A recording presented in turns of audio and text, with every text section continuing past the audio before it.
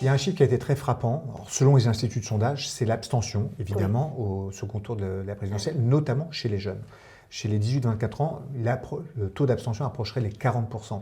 Alors vous avez fondé une association, je crois elle s'appelle Civil Impact, c'est ça, c'était en 2017, qui vise à accompagner des jeunes, ou moins jeunes d'ailleurs, qui seraient tentés par la vie politique mais qui n'en connaissent pas forcément les codes.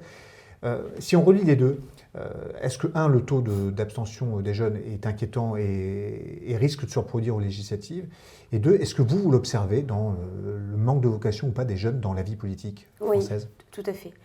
Et en fait, j'ai remarqué, alors c'est une association effectivement complètement bénévole et gratuite, et qui est surtout non partisane. Et donc c'est pour ça qu'on l'a mis en jachère pendant les élections là, pour pas qu'il y ait de méprise. Vous avez formé combien de personnes? Enfin, ou accompagné combien de personnes? C'était des cohortes de 50 personnes par promotion, à raison d'une promotion et demie, parce qu'il y a une se chevauchait sur 2 années, par an.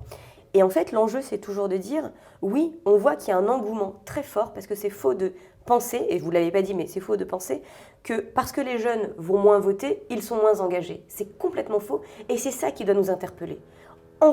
Les jeunes s'engagent énormément dans des collectifs citoyens, dans des associations, sur des happenings aussi également, sur des manifestations.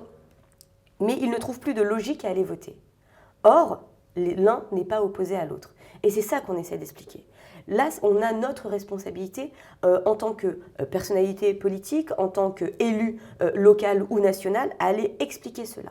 Et je pense qu'il ne faut pas commencer à se dire qu'ils ne comprennent rien ou qu'ils ne veulent rien. Ce n'est pas vrai. Il faut juste rappeler que, effectivement, s'engager dans une association va de pair avec aller voter.